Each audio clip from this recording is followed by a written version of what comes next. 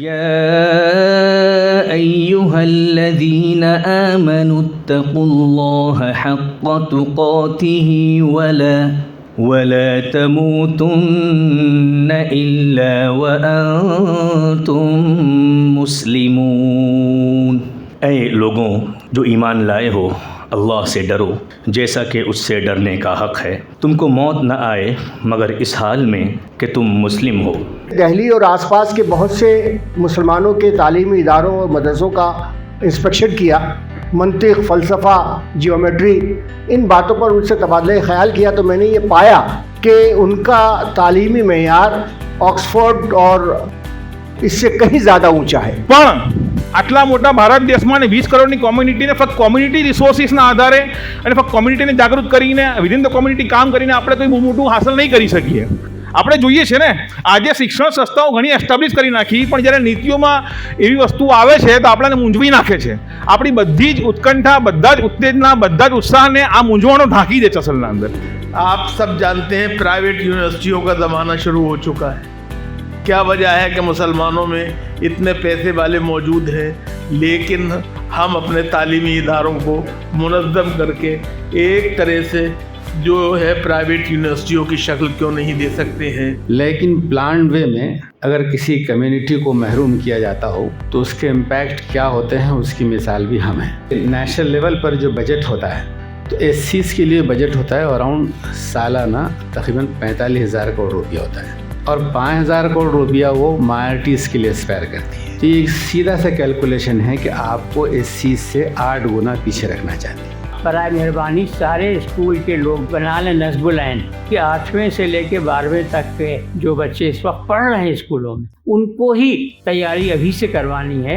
तो 12वें के बाद वो फॉर्म भर के बैठेंगे इंशाल्लाह. हमारे दीनी मदारिस से निकलने वाले तलबा हिंदुस्तानी मुसलमानों की और हिंदुस्तान के आम इंसानों की मौजूदा ज़माने में रहनुमाई कर सकें, ये सलाहियत उनके अंदर होना चाहिए.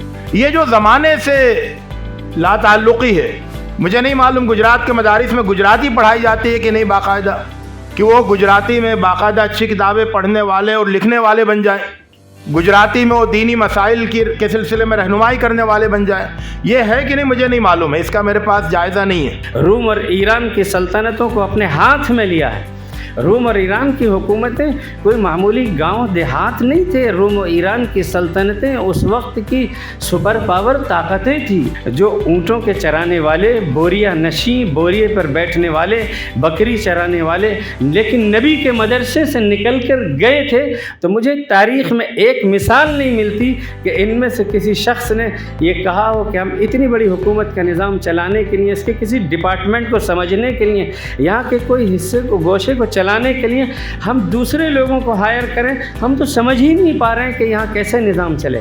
ऐसा जी पॉलिसी किसी की कम्युनिटी को सामने रखकर या उसको मुतासिर करने के लिए नहीं बनाई जाती, पर पूरे मुल्क को और डेवलपमेंट की तरफ और प्रोग्रेस की तरफ आगे ले जाने के लिए बनाई जाती है. NEP 56 पेजेस में 3 जगह पर माइनॉरिटीज़ की बात करती है और माइनॉरिटी के एम्पावरमेंट के लिए ये सजेस्ट करती है कि उनको करिकुलम रीडिज़ाइन करने के लिए फाइनेंशियली भी सपोर्ट करेगा स्टेट. कम्युनिकेशन, कोलैबोरेशन, क्रिएटिविटी और क्रिटिकल थिंकिंग, इन चीज़ों को ज़्यादा से ज़्यादा हम जितना अपनी स्कूल्स में इम्प्लीमेंट करेंगे. स्कूल में एक डिपार्टमेंट ऐसा भी रखें कि ये सारी स्कीमा जितनी भी है उसका जो बेनिफिट है उन बच्चों तक पहुँचे, उसके लिए हम लोग एक्टिव नहीं हो रहे हैं. हमारी कामयाबी का रास्ता मस्जिद नबवी के उस दौर से आता है जहाँ पर 1/3 दुनिया पर हज़रत उमर रज़ियल्लाहु हुकूमत की थी. और मैं तो इसको ट्यूशन को एक बीमारी समझता हूँ. अच्छे से अच्छे स्कूल के बच्चे हैं और जब मैं उनसे पूछता हूँ बेटा आप स्कूल रेगुलर जाते थे, तो हाँ जाते थे. ट्यूशन भी जाते थे, तो उसमें 95% बच्चे ट्यूशन भी जाते थे. Bidar district tuition free district है, इंडिया का the only tuition free district. Parent teacher meeting में सिर्फ वसूली होती है.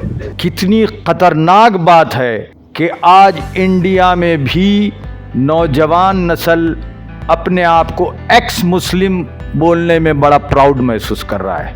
अगर आप अपनी नस्ल को इन तमाम नेगेटिव ट्रेड से, कैरेक्टर से बचाना चाहते हैं तो इनके दीनी तालीम का नज़्म माखूल करना है.